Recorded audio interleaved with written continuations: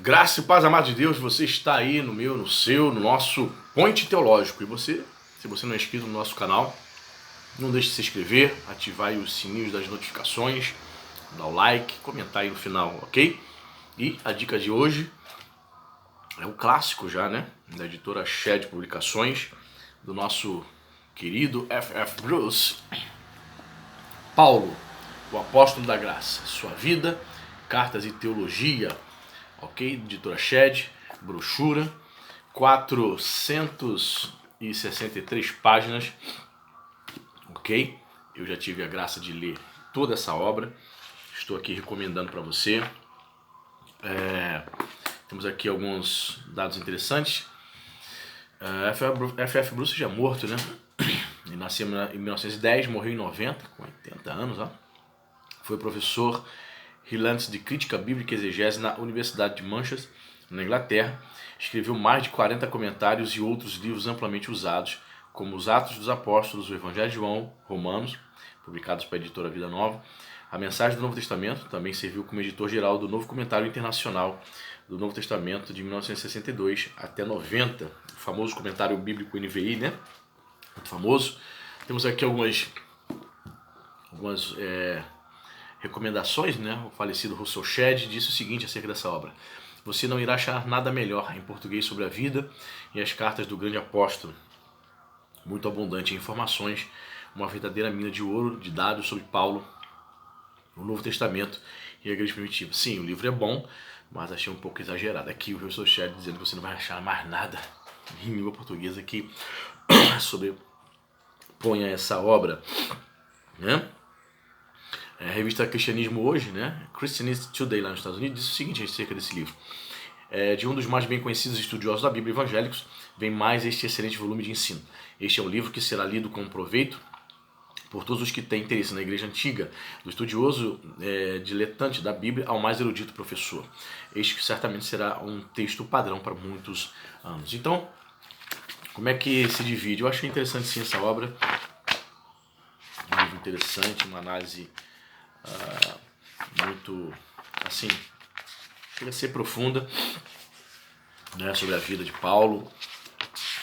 Para você que estuda a teologia paulina, não deve ser o único livro na sua biblioteca, ok? Precisa ser um dos. Eu quero começar a teologia paulina.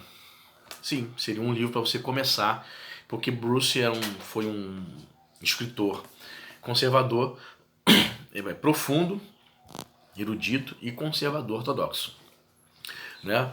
Para conhecermos teologia paulina, estudar teologia paulina, você vai estudar teólogos ortodoxos, como foi Bruce, neo-ortodoxos e liberais. Tem muitos escritores liberais falando sobre teologia paulina, e é importante a gente ter noção, como teólogos estudiosos do Novo Testamento, de teologia paulina, é importante a gente ter noção sobre o que cada autor tem dito acerca de Paulo, né? Então, essa obra tem a contracapa aqui, tem um índice aqui, vou ler para você o que ele fala no índice. 38 capítulos, irmãos. Ok? Sumáriozinho, né? O índice. Tem a introdução, vem o capítulo 1, o crescimento de Roma. 2, os judeus sob domínio estrangeiro. 3, cidade não insignificante. 4, este homem é cidadão romano.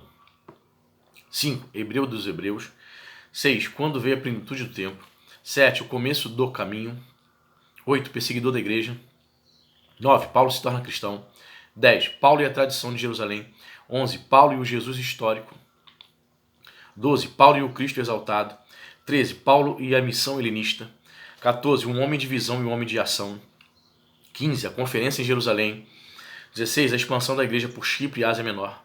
Capítulo 17, o problema dos gentios. 18, o que era impossível à lei. 19, carne e espírito. 20, de Antioquia até Filipos. 21, o cristianismo em Tessalônica. 22, Paulo e os atenienses.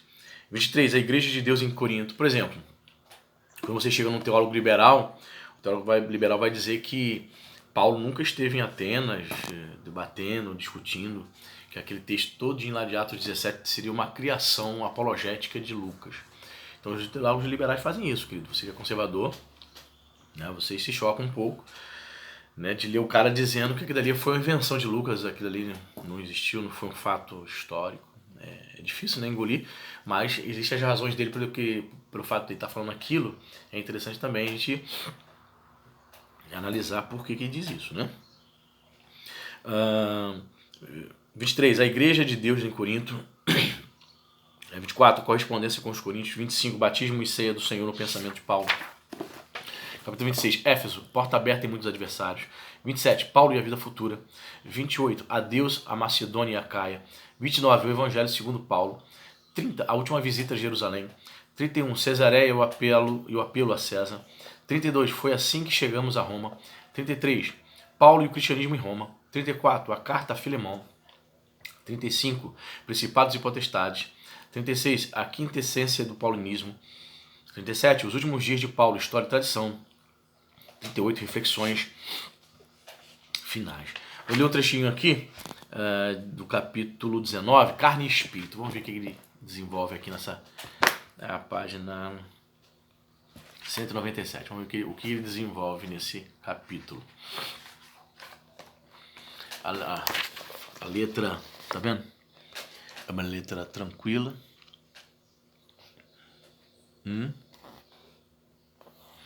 Bastante as notas bibliográficas, né, e notas do próprio texto, ele sempre coloca no final de todo o capítulo, tá vendo? Capítulo 18 é nota, né? Aí vem o capítulo 19. Só um trechinho, para você ter uma noção de como o Bruce descreve a teologia paulina. Carne, vai falar sobre carne. Para Paulo, estar debaixo da lei é uma maneira de estar na carne. A maneira como ele usa o termo carne, sarx, tem um papel tão central em sua teologia que pede um estudo detalhado. O pano de fundo da sua terminologia vem do Antigo Testamento, apesar de Paulo ampliar o sentido ao longo de linhas que lhe são peculiares. No Antigo Testamento, carne é o material básico da vida humana e animal, com exceção de ocorrências da palavra com o sentido de vida animal em geral, como em Gênesis 6,19. Ou a carne de animais que pode ser comida ou não, como em Êxodo 12:8. O ser humano é categorizado como carne, em contraste com os deuses que não moram com os homens, segundo Daniel 2,11. Quando Deus impõe um limite à duração da vida humana, ele diz: o meu espírito não agirá para sempre no homem, pois este é carnal. Segundo Gênesis 6,3. O ser humano realmente é carne animada. Toda carne significa toda a humanidade, com exceções dos poucos lugares em que tem um sentido mais amplo de toda a vida animal. Carne pode denotar a natureza humana em sua fraqueza e imoralidade. Lembra-te de que eles são carne, vento que passa e já não volta, segundo Salmo 78:39. A palavra pode ser usada para corpo humano, como quando se diz a alguém para banhar o corpo com água, segundo Levítico 14:9, ou da própria pessoa em um sentido mais geral, como no Salmo 63:1, onde meu corpo te almeja, está em paralelismo sinônimo com a frase anterior. A minha alma tem sede de ti. Sendo que ambos, minha alma, no hebraico nefesh, e meu corpo, no hebraico bashar, carne, são pouco mais que maneiras alternativas de dizer eu. A maneira de Paulo, então, passamos a usar o termo contra esse pano de fundo do Antigo Testamento. Em primeiro lugar, Paulo usa carne no sentido comum de carne do corpo, como em Romanos 2:28, onde fala da circuncisão literal, conforme Gênesis 17:11, em contraste com a circuncisão espiritual, a circuncisão do coração, ou em 2 Coríntios 12:7. Percebe que ele tem todo um cuidado de cada frase, final de frase, está citando o versículo. Então ele é um comentarista extremamente bíblico, um escritor extremamente bíblico, dependente da Bíblia para fazer sua teologia. Tá? Aí fala aqui, a natureza humana fraca. Em Romanos 6,19, Paulo se explica usando uma analogia da vida diária por causa da fraqueza da vossa carne, isto é, do vosso entendimento natural. Em Romanos 8,3, ele diz que a lei é incapaz de produzir retidão porque ficou enferma pela carne, isto é, pela natureza humana fraca com quem tinha de trabalhar. Ele fala de uma ocasião em que, por causa da sua ansiedade com seus amigos em Corinto, sua carne, sarx, não teve alívio. Então ele começa a explicar aqui de forma profunda, extremamente didática, uma linguagem fácil, né? Recomendo esse livro aqui para você, principalmente para você que está começando. Ele é ortodoxo, conservador, extremamente bíblico e uma linguagem teológica, culta, mas de fácil compreensão. Né? Existem teólogos que fala nada. Já li livros assim, é insuportável, é chato. Mas aqui não, aqui é prático, é compreensível e é um livro para você que está começando a estudar a teologia paulina, para você ter na sua biblioteca. E você que já tem muitos outros livros aí para você complementar, ter também mais uma opinião aí acerca de teologia paulina. Ok? Então temos aí mais uma dica. Fica a nossa dica aí no seu point teológico dessa obra aqui, que já é um clássico, né? Já é um clássico do F.F. Bruce, que você possa fazer esse investimento e bons estudos. Amém? Deus abençoe e até o próximo vídeo.